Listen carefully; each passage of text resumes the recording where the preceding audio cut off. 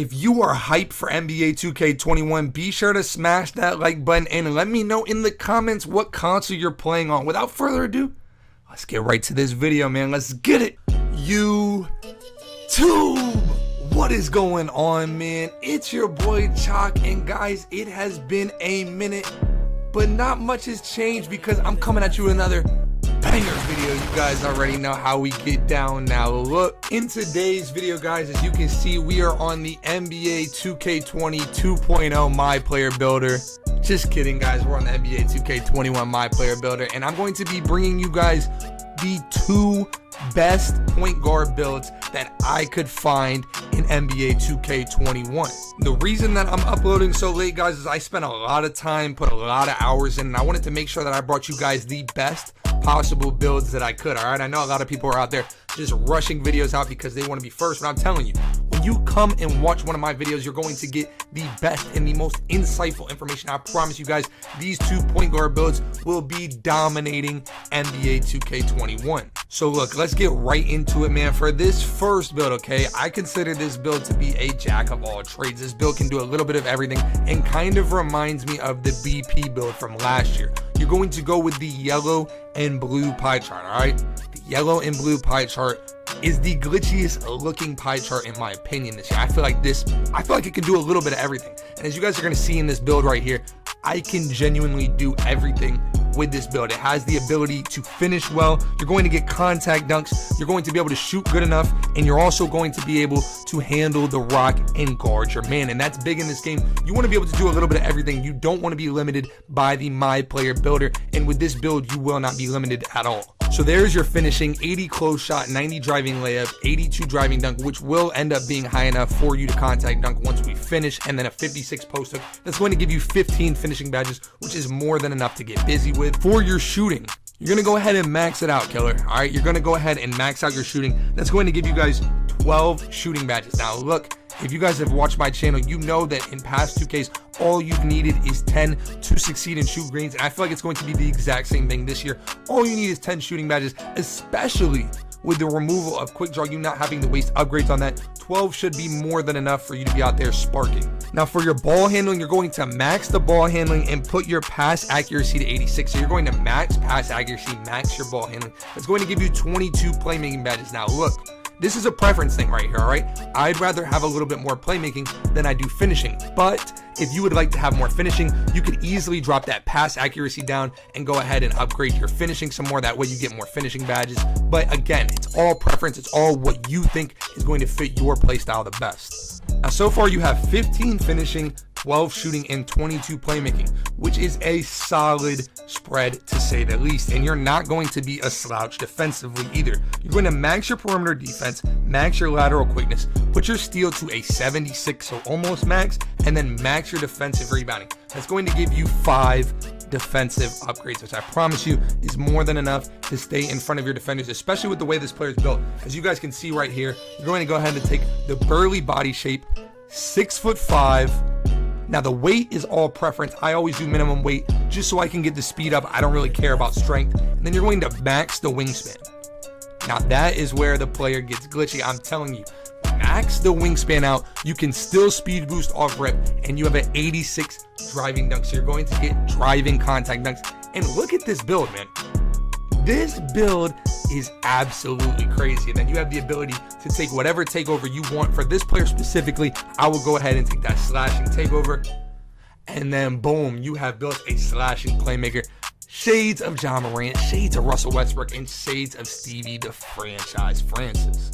Now let's get into the badge spreads. Now look, you have 15 finishing, 12 shooting, 22 playmaking, and 5 defensive. So if you guys haven't noticed, and I'm sure you have, the 2K21 build is extremely similar to NBA 2K20, not to anyone's surprise. So look, the majority of the elite badges are going to stay the same. So look, for finishing, you're going to want to make sure that you have your contact finisher upgraded, fancy footwork, giant slayer, and relentless. Those are the most important finishing badges, and you're going to have all of them with contact dunks on this player. For shooting, with the removal of quick draw, you're in a lot better position, and in fact you can get away with having a lot less shooting badges because you don't have to waste upgrades on getting your quick draw max. So what I would personally run is gold range extender and hot zone hunter, and then silver green machine, silver deadeye, and silver difficult shots.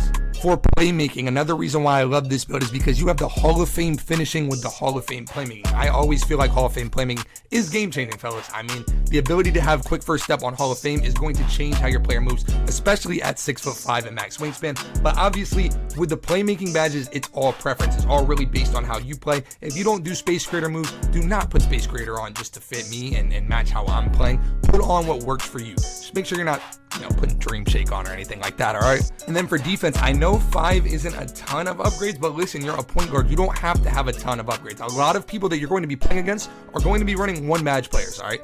They're not worried about their defense, but I'm telling you, the ability to have gold clamps and silver intimidator or gold intimidator, silver clamps, however you prefer to run it, is going to make you that much better of a player because you're going to be able to get stops on any build, especially again, being 6'5" with max wingspan. I'm telling you guys, this build is the absolute jack of all trades and can do everything that you're going to need to do in NBA 2K21 to be successful. All right, now look, this is a whole different type of point guard build, but this point guard build is just as game breaking in its own way, okay? This build right here is going to be a build for my guys that are not really slashers and they're looking to run the pick and roll to perfection. All right, so look, you're in your skill breakdown, you're going to go ahead and select the playmaking and shooting pie chart. So look, make sure you guys are paying attention. Both of the point guard builds are going to have Hall of Fame playmaking, okay? I stress that so much because Hall of Fame playmaking is certainly game changing. I'm telling you guys right now, do not get left out not having Hall of Fame playmaking. For your physical profile on this one, you're going to go ahead and pick the speed pie chart. You don't want to go with the speed and vertical on this one because you drop too much in your speed. You want to make sure that you are as fast as you possibly can on this build. Now for setting your potential, all you're going to do for finishing is max your driving layup and your driving dunk. I've said this before and I'll say it again. You do not need finishing badges unless you get contact dunks. Repeat after me.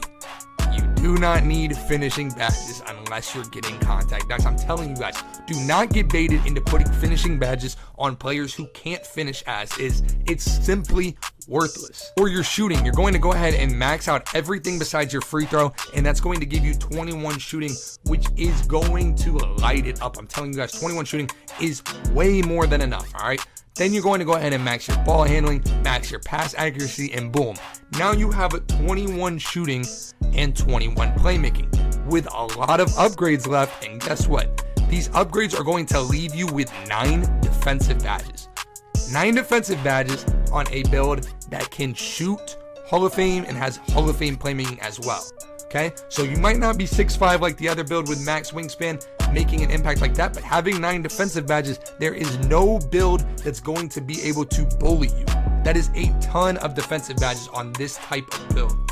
For your body shape, I'm telling you, always go burly. Burly is just a wave, okay? Do not make a slight my player just because you think it looks cooler. Burly is always going to give you more bump, so be sure to go with burly and get that extra bump. For your height, you're going to go ahead and go 6'4", minimum weight, and then you're going to go minimum wingspan. That's going to give you 86 ball handling and an over 90 3-point shot. With solid badges, takeover is totally preference, but you guys know me. I'm all about the shot creating takeover. I feel like it's the glitchiest takeover in the game all the way around. So I'm going to go ahead and snag that shot creating takeover, and boom.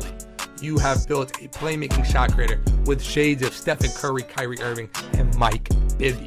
Now, always set your overall rating for testing at 99. There's no point in not doing it. For your finishing, go ahead and throw it on fantasy just so you can get decent hop steps if you need them. And then with shooting, it's the same concepts. Okay, you just want to make sure that's your range extender, your green machine, your hot zone hunter. You want to make sure those badges are up. Okay, those are the most important badges in the game.